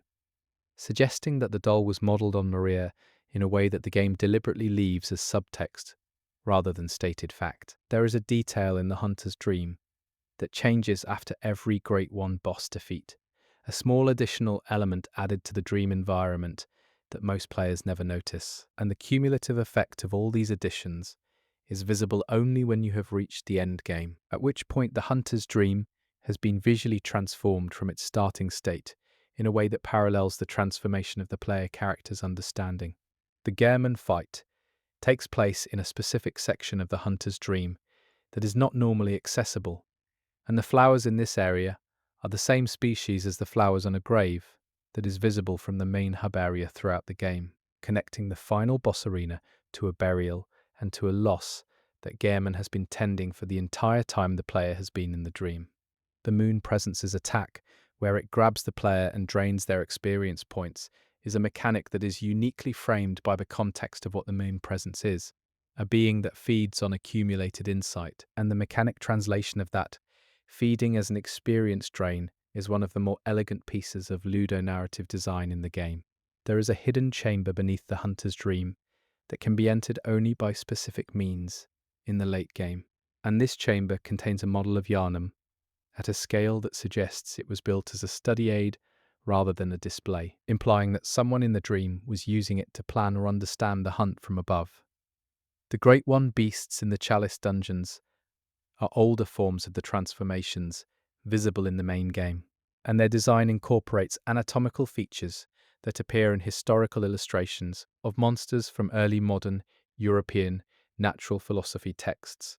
adding a layer of pseudo-historical authenticity to their visual design. There is a specific rune that can only be obtained in the deepest level of a specific chalice dungeon that does not appear in any item list or guide published by the game's publisher, and its item description refers to an event in Pthumerian history that is not mentioned anywhere else in the game. The connection between the Pthumerian civilization and the Great Ones is established by a specific architectural detail in the deepest chalice dungeon, where the ceiling art shifts from Pthumerian geometric patterns to a representation of the cosmos that is identical to the cosmic imagery used in the upper cathedral ward, suggesting that the Pthumerians had achieved the same level of Great One contact as the most advanced healing church researchers. There is a Great One enemy type in the Chalice dungeons, whose design includes a feature that is only visible from behind, a pattern on their back that forms a complete map of the Chalice dungeon level you are currently in, suggesting that this enemy is a kind of architect or embodiment of the dungeon space. The Pthumerian Queen Yharnam, fought as a boss in the deepest dungeon, is the only boss in the game whose death animation involves an action that the player character mirrors, both the boss and the player character reaching towards something in the air between them. And this shared gesture at the moment of death is one of the most affecting visual details in the game. The ending, in which the player ascends to become a Great One themselves, is foreshadowed by a detail in Gehrman's appearance at the start of the game versus his appearance at the end, with a specific element of his visual design shifting slightly to match the player character's post-ascension appearance, suggesting that Gehrman went through the same process before becoming the Hunter's Dream's caretaker. There is a body in the Hunter's Dream that appears only in the third playthrough of the game, wearing an outfit that does not correspond to any obtainable armor set, and the body is positioned in a way that suggests it was placed there to be found, rather than as incidental environmental storytelling. The sky in the Hunter's Dream rotates over the course of a full play session, in a direction opposite to the sky rotation in the waking world areas of Yharnam, and this reversed celestial mechanics in the dream is a small detail that took significant technical work to implement in a way that felt seamless to players who are not looking for it. The Willem and Lawrence relationship, central to the game's lore, is illustrated most clearly not in any dialogue or item text,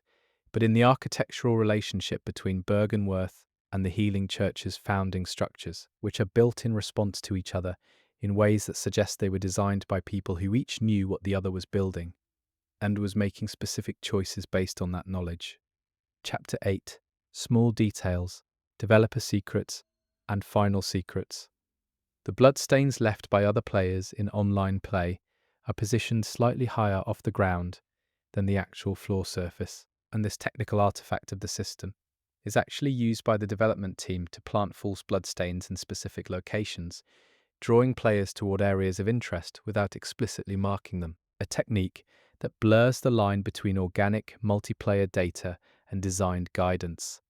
There is an unused room in the game files that is fully textured and lit, but was removed from the final build, and the room contains assets that suggest it was intended as a connection between Cainhurst and the Nightmare Frontier,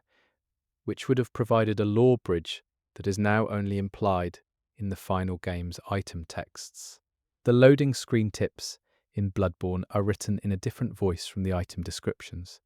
being more direct and instructional. But one loading tip uses the phrase, "one possible reading," in a context where it is describing a game mechanic rather than a narrative interpretation, which is an unusual and self-aware phrase for a loading screen. There is a painting in Gascoigne's house that depicts a scene that does not exist in the game's geography, a coastal location with a lighthouse, and the style of the painting matches the visual design of the fishing hamlet, suggesting either that the DLC area was planned during the design of Gascoigne's house, or that the painting is a reference to something in the game's backstory that is never made explicit. The item pickup animation in Bloodborne is one of the most unusual in the From Software catalogue, with the player character appearing to pull items from the ground rather than from containers, and this visual treatment of all items as if they are embedded in or growing from the earth connects to the game's thematic treatment of the old blood as something that pervades the soil of Yharnam. Father Gascoigne's music box, used in the boss fight, to momentarily stagger him, plays a melody that is also present as a sound cue in the hunter's dream. And the connection between the domestic object used to reach Gascoigne's humanity and the supposedly safe space of the dream suggests that the dream is not as separate from the tragedy of the hunt as it first appears. There is a trophy in the PlayStation version of the game that can only be obtained by meeting a requirement that is never stated in any in-game text or tutorial, and the requirement involves a specific sequence of covenant actions that the game provides no direct guidance toward, making it one of the most obscure achievement designs in a game known for obscure design. The cricket sounds in the Forbidden Woods change species at a specific point in the level, shifting from a common cricket sound to a sound that audio researchers have identified as corresponding to a species that does not live in any environment that matches the Forbidden Woods visual design, suggesting either that a sound asset was placed without ecological accuracy in mind, or that the change is intentional. There is an NPC in the game who gives you items and disappears if you exhaust their dialogue, and the items they give you include one item whose description is written in the past tense, while all other items in the game are described in the present or timeless tense, suggesting that this specific item is being described from a point after the game's events have concluded. The Sword Hunter badge, one of the first badges you can obtain, depicts a sword design that does not match any sword visible in the game's weapon catalogue, suggesting it is a reference to a weapon that was cut during development, or a weapon belonging to a figure whose specific armament is part of the game's buried history. The gestures available in Bloodborne include one called the Deep Bow, that is slightly different from the other bowing gestures in the game, with the body language suggesting submission rather than respect, and this specific gesture is the one given to you by the NPC associated with the most morally compromised faction in the game. There is a specific combination of equipped runes that produces no stat changes but changes the ambient sound in the hunter's dream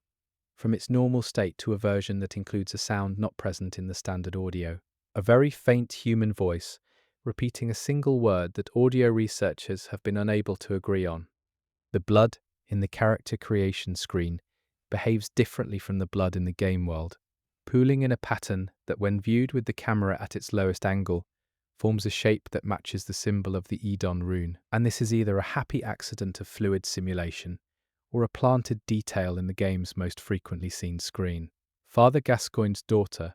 one of the game's secondary NPC storylines, is one of only 2 NPCs in the game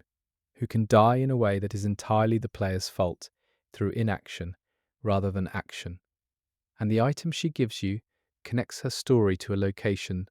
that most players only visit much later in the game, making the retroactive impact of her storyline one of the game's most quietly affecting design choices. The sound of the hunter's dream music is a piece written specifically for the game and includes a recurring 4-note motif that appears in transformed versions in the music for every Great One boss encounter, with each transformation preserving the interval relationship between the notes while changing every other musical quality, creating a subliminal connection between safety and terror that players report as a feeling of unease in the dream space. There is a well in the cathedral ward that you can look down into, and at the bottom of the well there is a body, visible but unreachable, and the body is wearing a hunter's outfit that matches no set available in the final game, suggesting it is a remnant of a cut content character. The Blood Echoes mechanic, where you reclaim experience points from the location where you died, is the only game mechanic in Bloodborne that has a specific fictional justification given in item text, with a consumable item describing the nature of blood echoes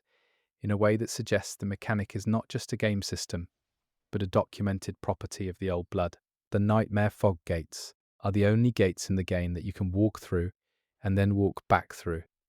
and the transition is invisible in both directions, making the nightmare accessible areas unique in their spatial logic, even among the game's other fog-gated areas. There is a developer signature hidden in the game, not in the credits but in the actual game world, a specific arrangement of items in a specific dungeon room that, when read as a coordinate system, points to a location in the room where a specific texture was signed by the environmental artist responsible for the dungeon art direction. The Chalice dungeon generation system occasionally produces rooms that are geometrically impossible, with spaces that are larger on the inside than the exterior dimensions of the dungeon would accommodate.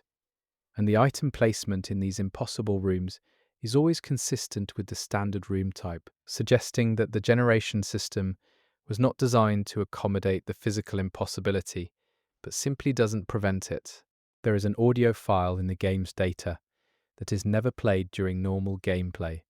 a piece of music that shares thematic material with both the boss music for Gehrman and the Hunter's Dream ambient track, and the combination suggests it was composed as a connecting piece for a transition that was ultimately removed from the final game. The ending slides in Bloodborne,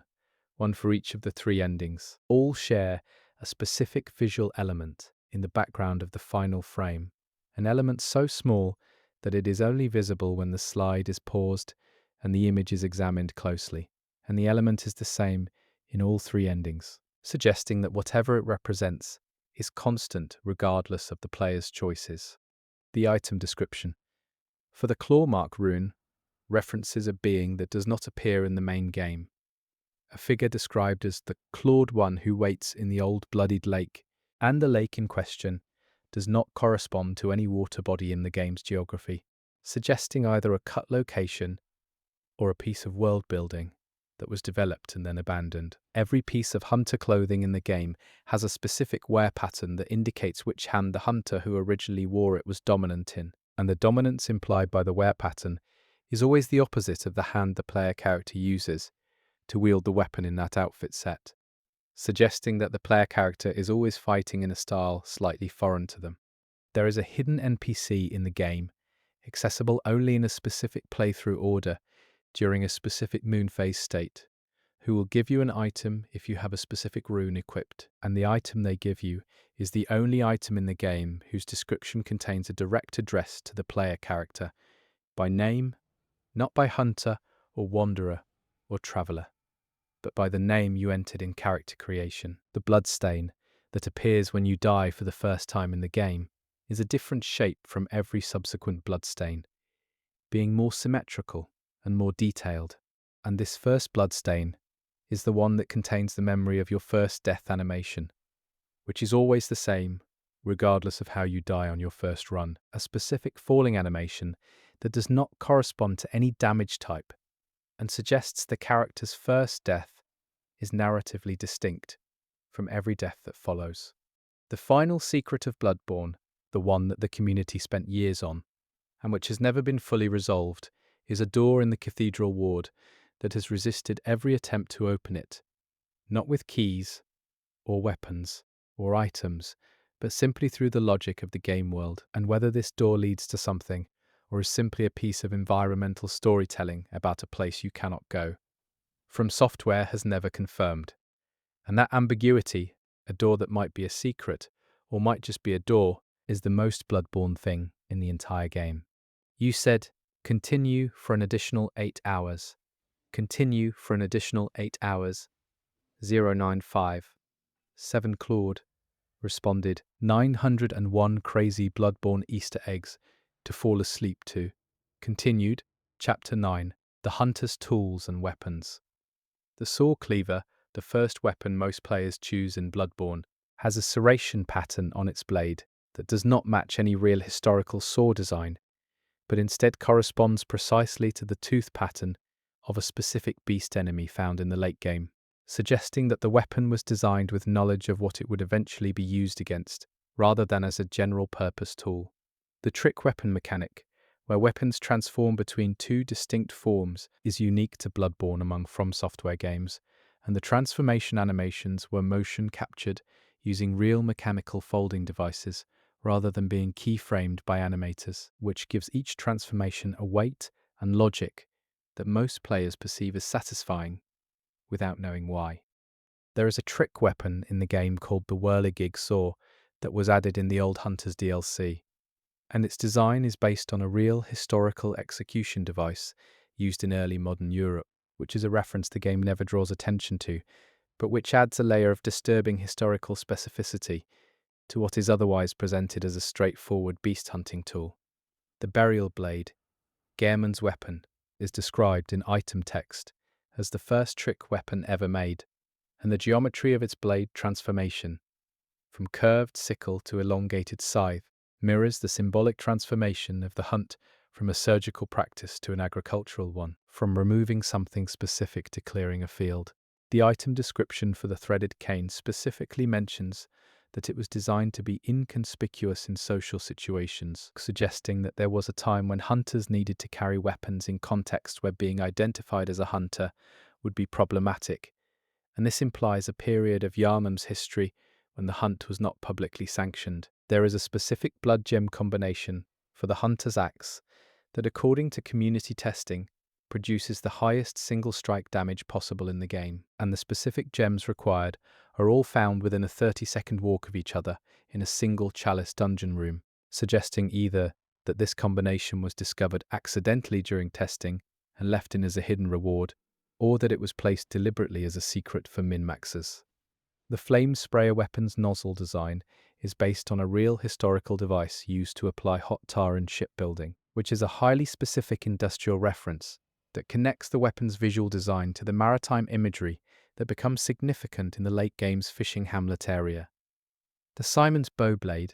a DLC weapon, is the only weapon in the game whose item description is written as a letter rather than a description, addressing the reader directly and explaining why the weapon was made, and this narrative framing makes it unique among the game's extensive item catalogue. There is a weapon in the game, the Ligarius's Wheel, that can be infused with arcane gems to change its damage type completely, and the transformed version's visual effect,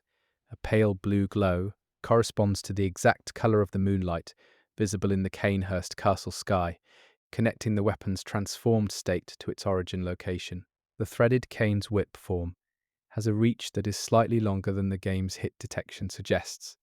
and community testing has established that this discrepancy is consistent and intentional, with the whip's effective range being calibrated to feel comfortable to use, rather than to match the visible animation precisely. The Hunter's Torch is the only one-handed weapon in the game that deals fire damage without any gem modification,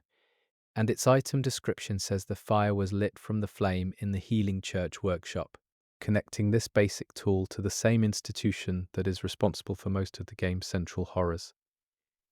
There is a specific enemy in the game that only appears when a player invades as a vile blood, the executioner enemies summoned by Cainhurst hunters, and these enemies have a weapon that cannot be obtained by the player through any normal means, though its visual design is visible and corresponds to a weapon described in the item text of the Ligarius Wheel. The Stake Driver, a powder keg weapon, has an operational mechanism that is mechanically accurate to real historical pneumatic tools used in mining in the 19th century, and the choice of this specific industrial device as a basis for a hunter weapon connects the powder kegs aesthetically to the industrial working class, rather than to the medical or academic establishments that define most other weapon design lineages in the game. The Kirkhammer's church stone head is described in item text as having been carved from a specific type of rock, quarried from beneath the Healing Church, and the colour and texture of the stone head is consistent with the visual design of the deep chalice dungeon floors, suggesting the rock came from the same stratum as the Pthumerian civilization. There is a hidden third transformation for one weapon in the game,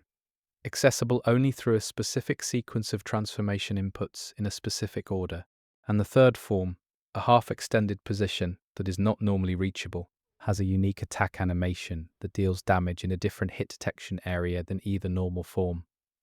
The Holy Moonlight Sword,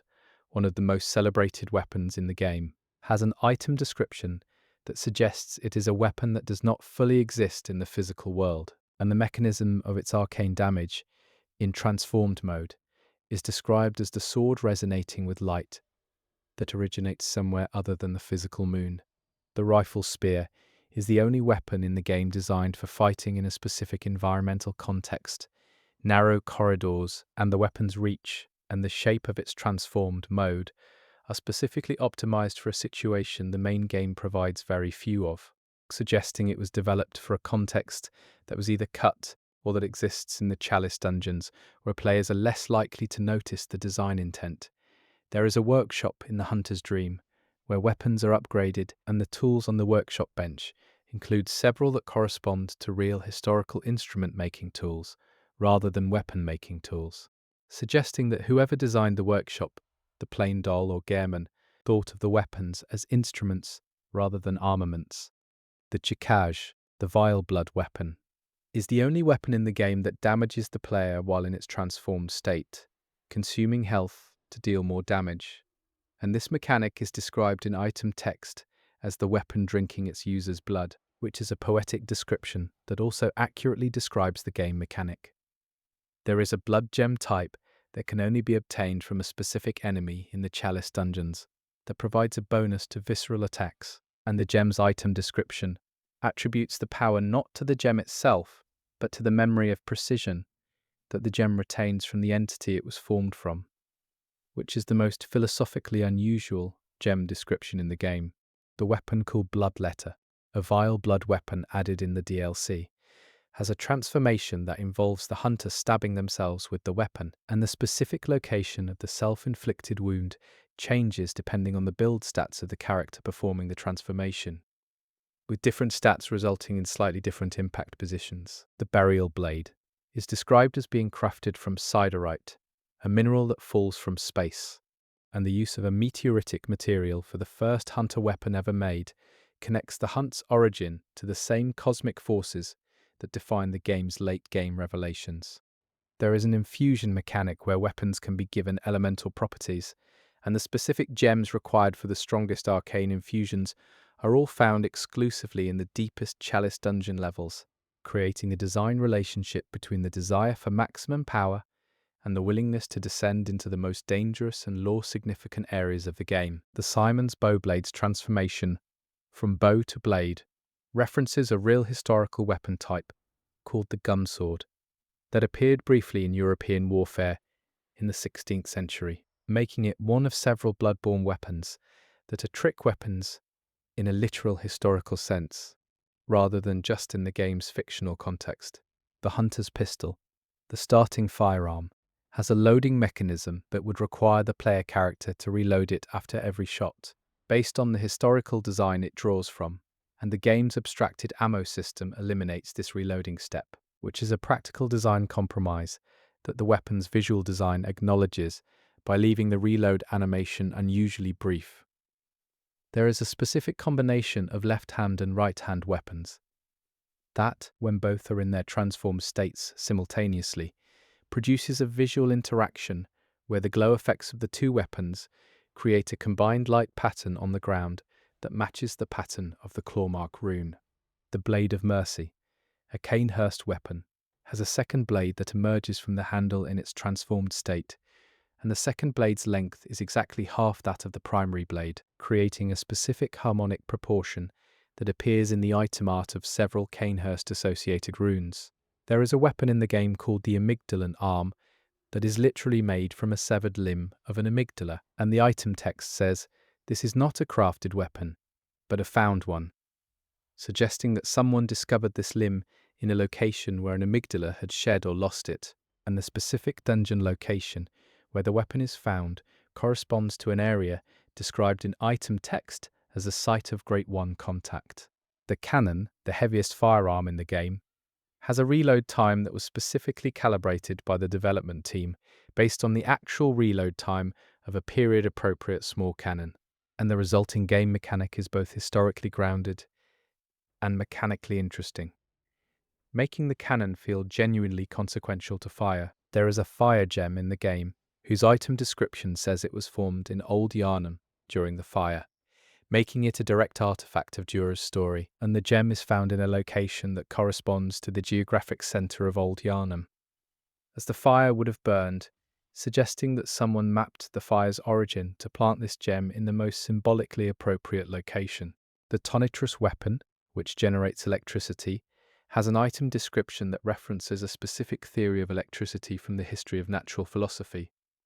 and the theory referenced, which involves a fluid model of electrical charge, was historically accurate for the early 19th century, but was superseded by later understandings, adding a layer of period-authentic scientific thinking to the weapon's fictional basis. There is an unused weapon animation in the game files. For a specific weapon that suggests the weapon was originally designed to have a parry function that was removed, and the animation that replaces the parry in the final game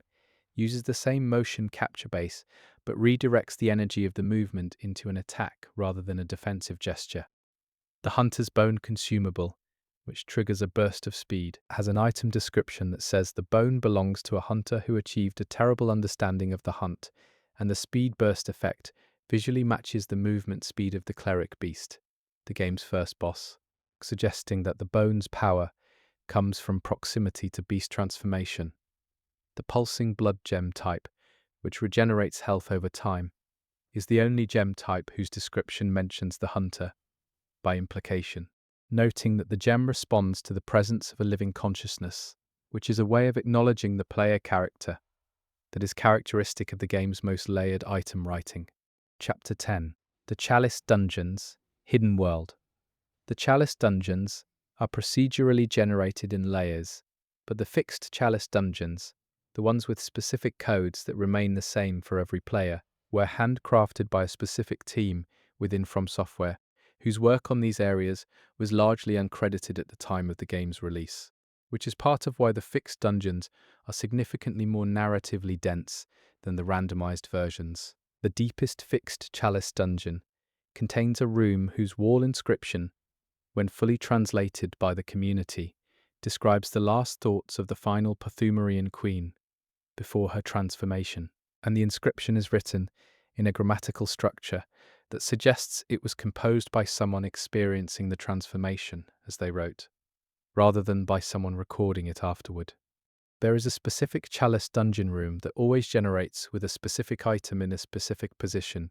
regardless of the randomization seed, and the item is a Pthumerian root chalice that refers to itself in its item description, creating a recursive object that describes the dungeon it is found in by describing itself. The watchdog of the Old Lord's boss in the Chalice dungeons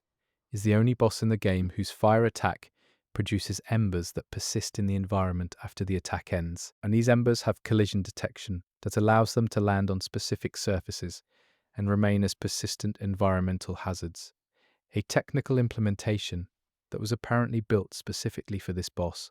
There is a layer of the Chalice dungeon that contains a room with no enemies, no items, and no exits that are immediately visible, and the room contains only a single chalk mark on the floor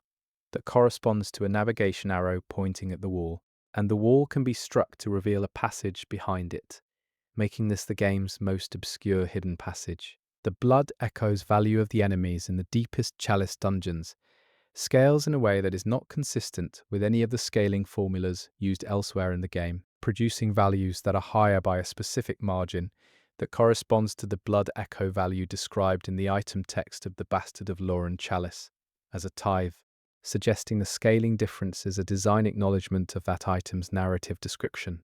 There is a Chalice dungeon glyph code that was discovered shortly after the game's release that generates a dungeon where every room contains only Bell Maidens and no other enemies, and the Bell Maiden enemies in this dungeon drop a specific blood gem type at a rate far higher than any other encounter in the game, suggesting either that this room layout was planted as a farming location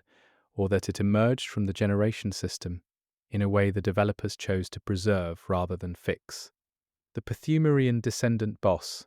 found in the Chalice dungeons, fights using a style that is clearly based on capoeira, a Brazilian martial art historically associated with enslaved communities, who developed it partly as a disguised form of combat training, and the choice of this specific martial art for a descendant of an oppressed or sacrificed civilization is either a deeply considered reference or a coincidence of motion capture aesthetics. There is a room in the Lauren Chalice dungeons that contains a specific floor marking, a large circle with internal geometric divisions that matches a real historical diagram from a text on ceremonial magic published in the 16th century. And the diagram in the real text was used to specify the placement of participants in a specific type of group ritual. The side dungeons, accessible from the main Chalice dungeon paths, sometimes generate with a specific type of room called a treasure room, and the treasure rooms, in the deepest dungeon layers, contain items whose descriptions specifically reference the depth at which they were found, as if the items know where they are, which is a level of contextual item writing that most players never encounter. There is a specific chalice dungeon room layout that generates with a specific enemy configuration that, when the enemies are arranged in their default patrol positions, forms a shape that matches the Carol rune called Air, and the Air rune is described as relating to the inheritance of blood and memory, making the enemy arrangement a kind of living glyph. The Pthumerian Elder Boss uses a staff weapon that is not obtainable by the player, and the design of the staff incorporates the same decorative motifs as the architecture of the deepest chalice dungeon areas, in a way that suggests the staff and the architecture were designed by the same artist, or were designed together as part of a coherent Pthumerian aesthetic. There is a chalice dungeon that can only be created by using a specific combination of ritual materials that includes an item not found in the main game but dropped exclusively by one enemy in one DLC area, creating a connection between the DLC storyline and the deepest chalice dungeon content that most players never discover. The amygdala, that serves as a boss in several chalice dungeon layers, has a different attack set than the amygdala in the Nightmare Frontier, with the dungeon version using attacks that target the ground rather than the air, suggesting that the dungeon amygdala is adapted to fighting prey that cannot leave the floor, which characterizes hunters specifically. There is a specific glyph dungeon accessible through a code discovered by the community that contains a room with a message written in blood on the floor rather than in chalk, and blood writing is never otherwise seen in the dungeon areas, making this a unique environmental detail that has no explanation in item text or NPC dialogue. The chalice dungeon coffins, which serve as loot containers, are built in a style that combines Pthumerian aesthetic elements with design details that match the architecture of the healing church, suggesting either that the church made coffins for the dungeons, or that the Pthumerians anticipated the church's design sensibility centuries in advance. There is a type of dungeon room that generates only in the Is chalices that contains celestial emissary enemies clustered around a central point, and the central point has a faint light source whose color shifts over time through a spectrum that corresponds to the colors of the various insight-related visual effects in the main game. The dungeon boss, called the Merciless Watcher, is the only boss in the game that regenerates health during the fight, and the health regeneration rate is specifically tied to the length of time between the player's attacks rather than to any other trigger, which makes the fight mechanically unique and suggests it was designed around a specific, intended encounter rhythm. There is a chalice dungeon side room that generates a completely dark room, darker than any other area in the game, and the darkness is not removed by any lighting consumable,